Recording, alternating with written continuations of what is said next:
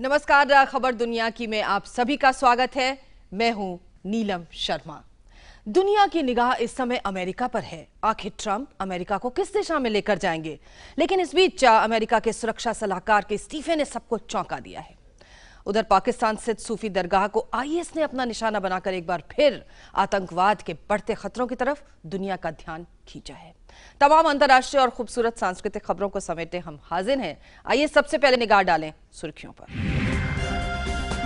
अमेरिकी उपराष्ट्रपति ने यूरोप और नेटो के साथ मजबूती से खड़े रहने का दिया भरोसा। सत्ता में आने से पहले डोनाल्ड ट्रंप ने नेटो से दूरी बनाने के दिए थे संकेत। इजराइल फलस्तीन संघर्ष पर दो राष्ट्र वाले समाधान पर असमंजस में अमेरिका। राष्ट्रपति डोनाल्ड ट्रंप ने दो राष्ट्र नीति से हटने का किया ऐलान।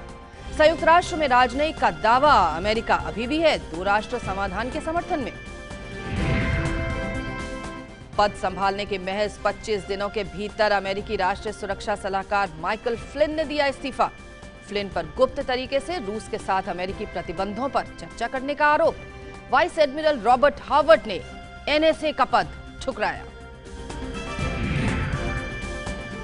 उत्तर कोरिया के तानाशाह किम जोंग उन के सौतेले भाई की मलेशिया में हत्या। मामले में 2 महिला समेत 3 गिरफ्तार। एक महिला के पास वियतनामी पासपोर्ट, पुरुष उत्तर कोरियाई मूल का। पाकिस्तान में एक दरगाह पर फिर टूटा आतंकियों का कहर। लाल शाहबाज कलंदर की दर हुई लहूलुहान, 76 से ज्यादा की मौत। जवाबी कार्रवाई में पाकिस्तान ने 100 से ज्यादा आतंकियों को किया ढेर।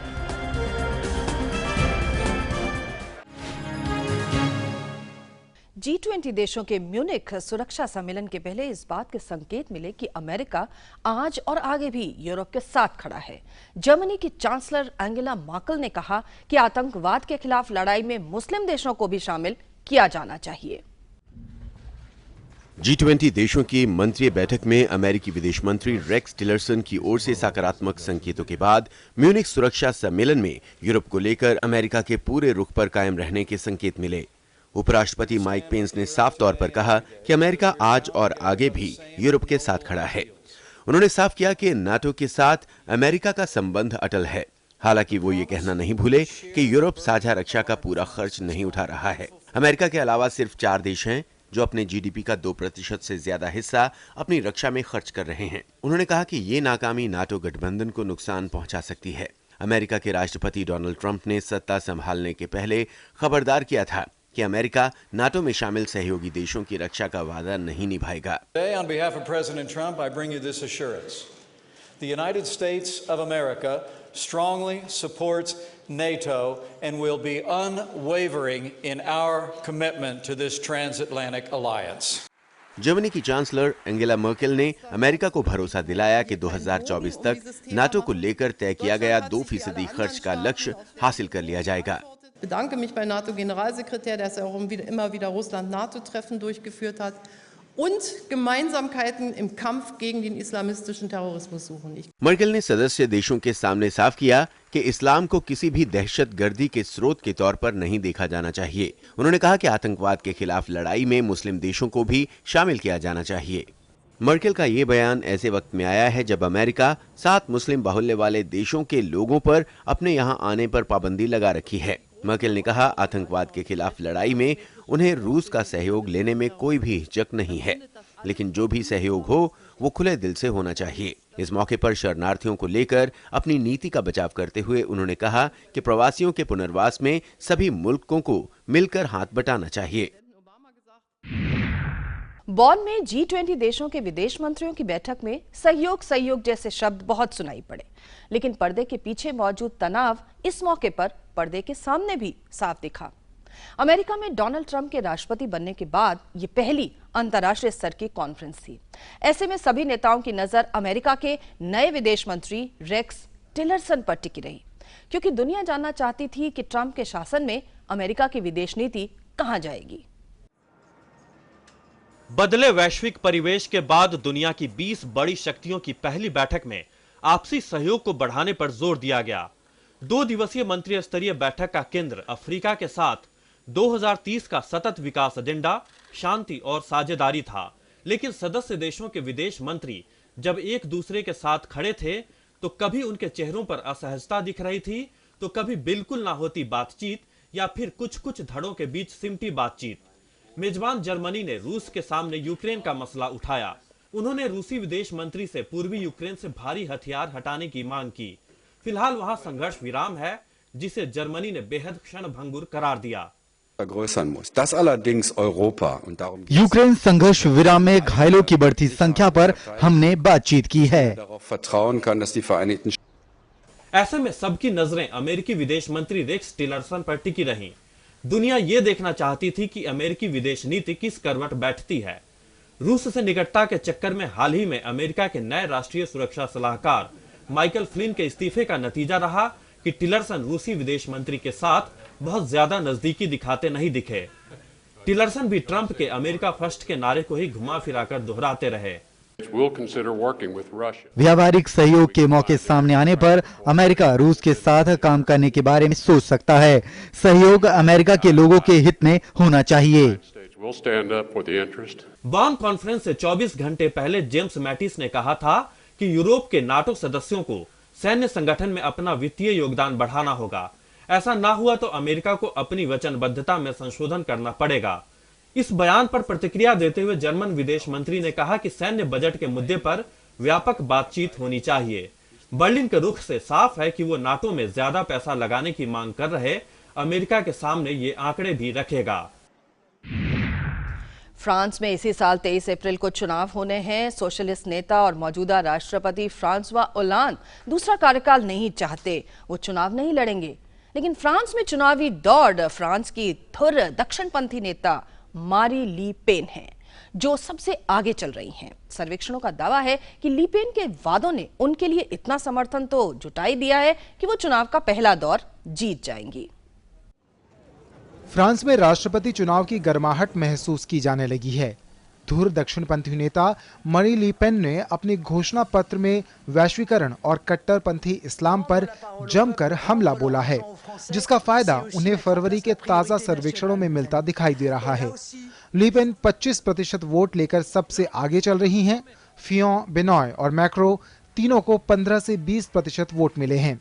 चुनाव मैदान में कुल 10 उम्मीदवार हैं, लेकिन मुख्य मुकाबला marine Le Pen, Francois Fionn, Benoy हैमन और इमानुएल मैक्रो में है।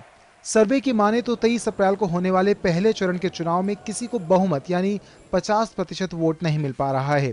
7 मई को दूसरे चरण में इन्हीं उम्मीदवारों में से किसी दो के बीच मुकाबला हो सकता है।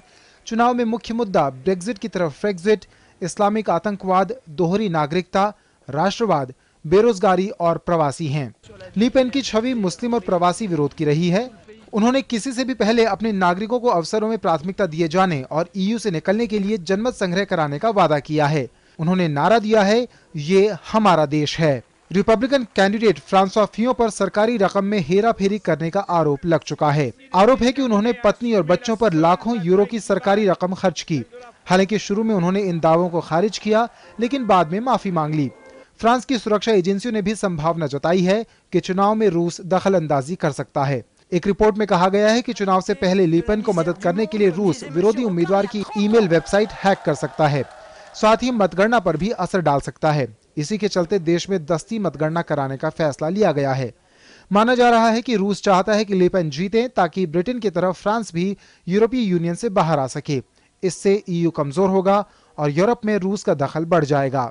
2014 से 16 के बीच मंत्री रहे इमानुएल मैक्रो के खिलाफ रूसी मीडिया ने मोर्चा खोल दिया है और उन्हें अमेरिकी एजेंट और गे लवर बता रहा है।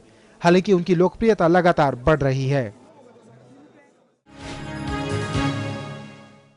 राष्ट्रपति डोनाल्ड ट्रंप ने इस्राएल फिलिस्तीनी संघर्ष के समाधान के लिए अमेरिका की दशकों से जारी 2 राष्ट्र समाधान नीति को छोड़ दिया है।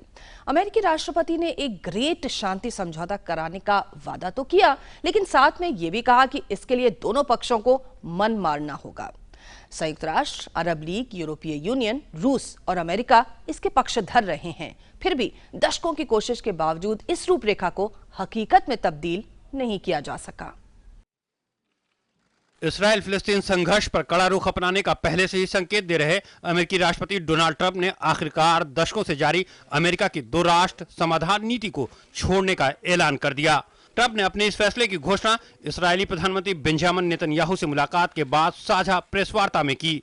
उन्होंने दो राष्ट्र नीति से इतर दोनों पक्षों के बीच महान शांति समझौता कराने का वादा करते हुए कहा कि इसके लिए दोनों पक्षों को मन मारना होगा।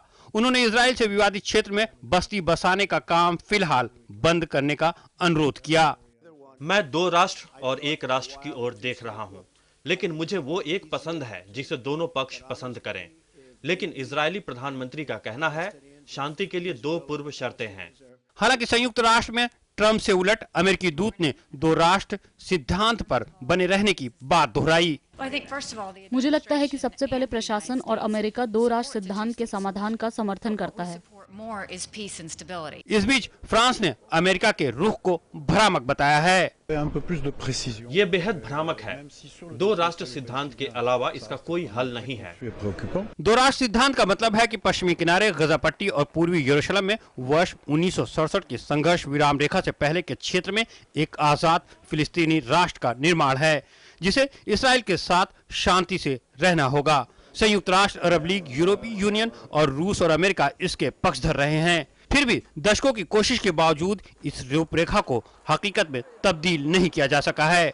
1993 के ओस्लो समझौते में इसे अमली जामा पहनाने की कोशिश की गई, जब दोनों देश एक दूसरे को स्वीकार किया, लेकिन अब तक कोई ठोस नतीजा नहीं निकल पाया है।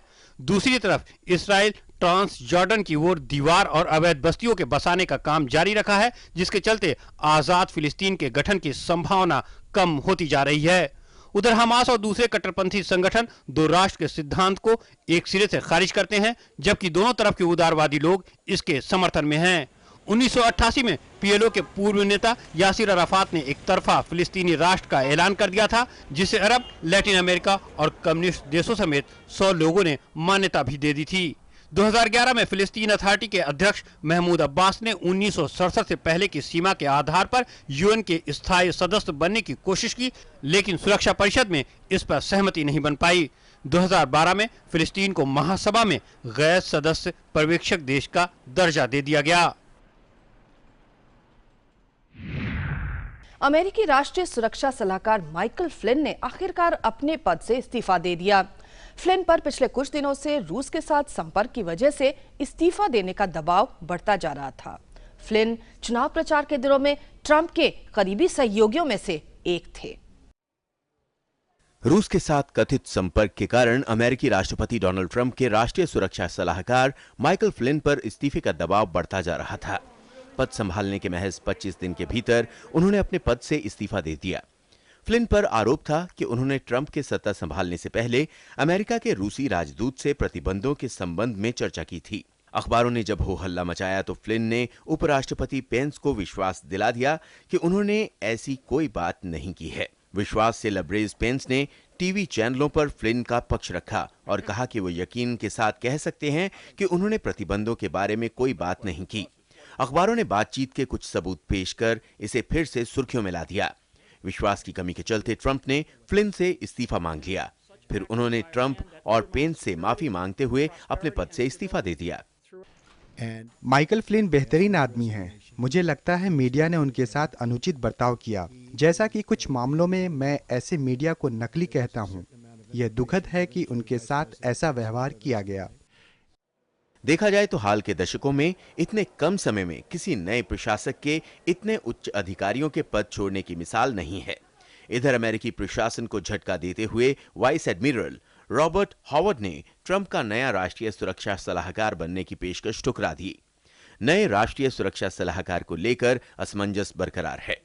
ट्रंप ने 4 संभावित नामों पर गौर करने की बात कही है, जिसमें जनरल कीथ के लोग का नाम भी शामिल है, जो फिलहाल कार्यवाहक सुरक्षा सलाहकार हैं। ट्रंप जिस तेजी से फैसले ले रहे हैं, उसी गति से उन्हें चुनौतियों का भी सामना करना पड़ रहा है। उन्हें एक के बाद एक कई झटके लगे हैं। 7 मुसलमान बहुल देशों से आने वालों पर उनके लगाए प्रतिबंध पर अदालत के रोक लगाए जाने से बौखलाए ट्रंप अचानक सफाई देने मीडिया के सामने आए और मीडिया पर जमकर भड़ास निकालते हुए इसे सबसे बड़ा बेईमान बता दिया। लेकिन अब मुस्लिम देशों पर प्रतिबंध को लेकर अपने रुख में उन्होंने थोड़ी नरमी लाई है और अगले हफ्ते इस मुद्दे पर नया फैसला आ सकता है। अमेरिका और मेक्सिको के बीच दीवार बनाने की राष्ट्रपति डोनाल्ड ट्रंप की योजना का विरोध करने के लिए मेक्सिको के हजारों लोगों ने अपने देश की सीमा पर एक दूसरे का हाथ थामकर मानव दीवार बनाई। इस विरोध प्रदर्शन का आयोजन स्थानीय प्रशासन की ओर से किया गया था। विरोध करने वाले लोगों के हाथों में फूल थे। उत्तर कोरिया के नेता किम जोंग उन के सौतेले भाई की सोमवार को हत्या कर दी गई। मलेशिया के कुआलालंपुर एयरपोर्ट पर किम जोंग नम फ्लाइट का इंतजार कर रहे थे, तभी उन्हें जहर देकर मार डाला गया। अपहरण और हत्याओं को अंजाम देने का उत्तर कोरियाई शासकों का इतिहास पुराना है और यही वजह है कि जोंग नम की हत्या का शक भी सीधे सीधे उनके भाई जोंग उन पर गया है। सत्ता की चकाचौंध से कोसों दूर, लेकिन तानाशाही पर टिप्पणी करने पर जरा सी भी हिचकिचाहट नहीं। कहीं ये बेबाकी ही उनकी जान की दुश्मन तो नहीं बन गई। उत्तर कोरिया के तानाशाह किम जोंग उन के सौतेले भाई जोंग नम सोमवार को मलेशिया के कुआलालंपुर हवाई अड्डे पर फ्लाइट का इंतजार कर रहे थे, तभी उन्हें जहर देकर मार डाला गया। नम फर्जी नाम किमचोल के नाम से यात्रा कर रहे थे। फिलहाल शव की पोस्टमार्टम रिपोर्ट जारी नहीं की गई है। मामले में 2 महिलाओं के अलावा एक पुरुष को भी गिरफ्तार किया गया है। एक इंडोनेशियाई महिला के पास वियतनामी पासपोर्ट भी था। कोरियाई अधिकारी अस्पताल तो गए, लेकिन शव की मांग नहीं की। इसके बाद से नम की हत्या में किम जोंग उन पर उंगली उठाने वालों को बल मिल गया। हालांकि अब तक इसकी पुष्टि नहीं हो पाई है। विरोधियों को ठिकाने लगाने का उनका पुराना इतिहास रहा है, इसलिए उन पर शक किया जा रहा है। 1971 में जन्मे नम की मां हे रिम फिल्म अभिनेत्री थी।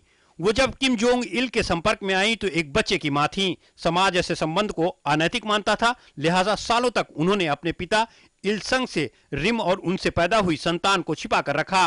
रिम कई मानसिक और शारीरिक बीमारियों का शिकार हो गई और इलाज के लिए बाहर चली गई। इसी बीच इल ने एक जापानी महिला डांसर से शादी कर ली, जिससे 3 बच्चे पैदा हुए। किम जोंग उन उनमें से एक हैं। नम को 1979 में पढ़ाई के लिए विदेश भेज दिया गया। 1980 के दशक में वो स्वदेश से वापस तो आ गए, लेकिन पिता की नजरें टेढ़ी थीं।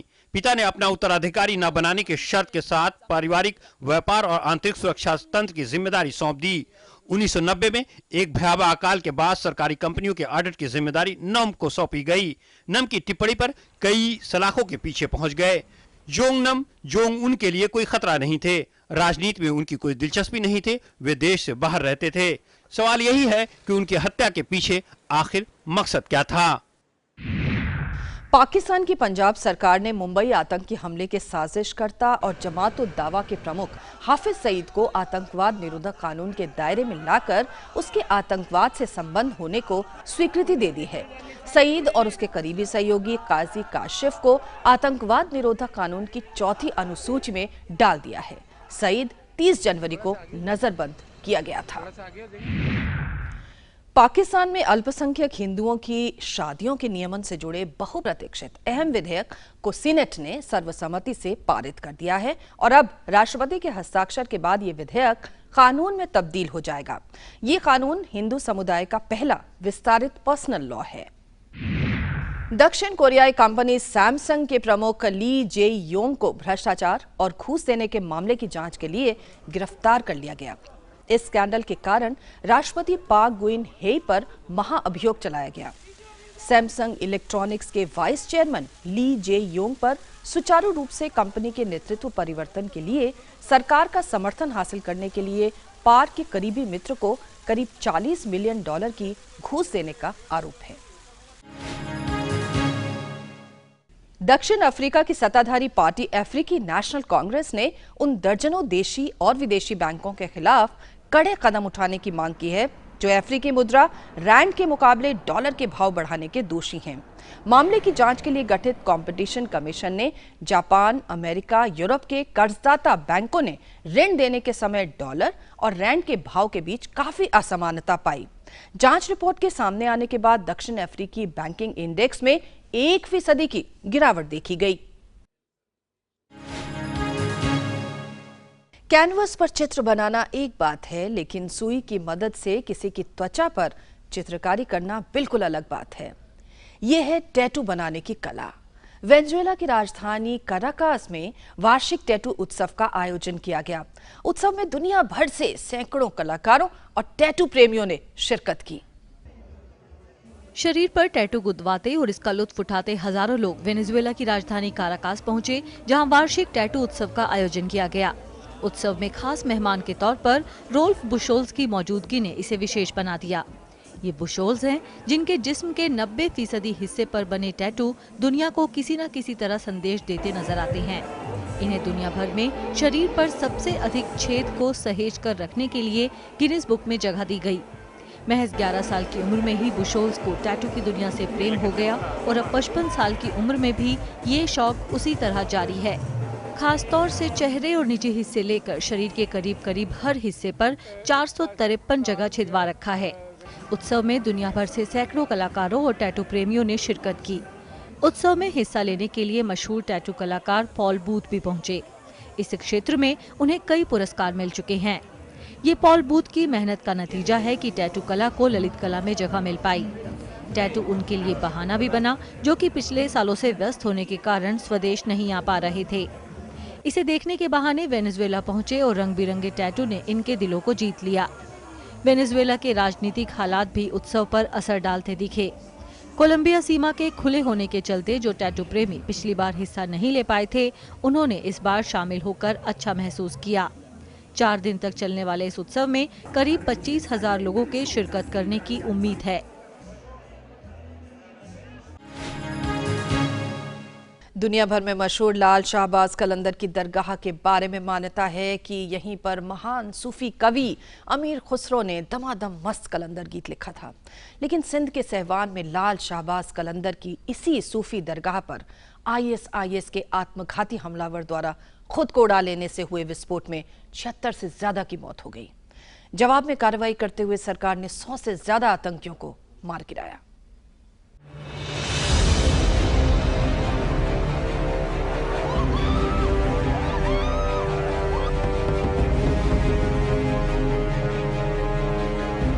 सूरज आज भी उसी चमक दमक के साथ निकला है। उसकी किरणें लाल कलंदर के दर से टकराई भी, लेकिन उसके सुनहरे गुंबद पहले जैसी रौनक बिखेरने में कामयाब नहीं हो पाए। हर वक्त अकीदतमंदों से गुलजार रहने वाली दरगाह पर पसरे मायूसी के बादल को छाटने के लिए नम आंखों से दमादम मस्त कलंदर के गीत की थाप बजाकर आतंकियों के सामने घुटने नहीं टेकने का कड़ा संदेश देने के साथ साथ जिंदा दिली का सबूत भी पेश किया गया। दरवाजे बंद हैं, हर तरफ संगीनों का साया है। सूफी संगीत से सराबोर रहने वाला यह आस्थाना सुरक्षा बलों के बूटों की अनजानी आवाज से सहमा है। बाहर चीखते चिल्लाते लोगों का हुजूम है तो अंदर बिखरे पड़े शव, खून से लथपथ फर्श, जान बचाकर भागते लोगों की चप्पलें उस तांडव का गवाही दे रही हैं जिसे मजहब के नाम पर कुछ दहशतगर्दों ने अंजाम दिया था। खून की मोटी परत पर बिखरी पड़ी एक मासूम बच्चे के दूध की बोतल जैसे बच्चे का इंतजार कर रही है, जिसने अभी अभी अपनी माँ की गोद में इस बोतल से दूध पिया था।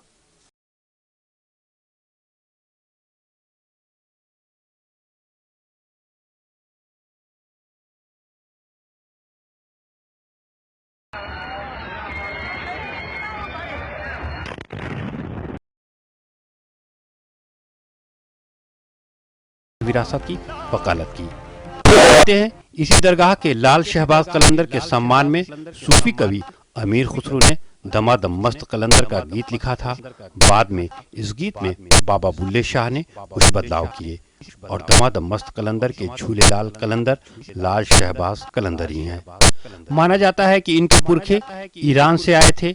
12वीं सदी के आखिर में वे सिंध आए और सहवान में बस गए। बाबा लाल कलंदर फारसी भाषा के कवि रूमी के समकालीन थे। 98 साल की उम्र में 1275 में उनका निधन हुआ। 1356 में उनकी कब्र के पास दरगाह का निर्माण कराया गया। उनके मकबरे के लिए ईरान के शाह ने सोने का दरवाजा दिया। और खबर दुनिया की कार्यक्रम के आज के अंक में बस इतना ही। आप अपने सुझाव और प्रतिक्रियाएं हमें ईमेल कर सकते हैं। हमारा ईमेल आईडी है khabarduniaki@gmail.com। और जाते जाते हम आपको छोड़ जाते हैं न्यूयॉर्क में आयोजित टॉय फेयर यानी खिलौना मेला के साथ। आप उठाइए इन तस्वीरों का लुत्फ और हमारी पूरी टीम को इजाजत दीजिए। नमस्कार।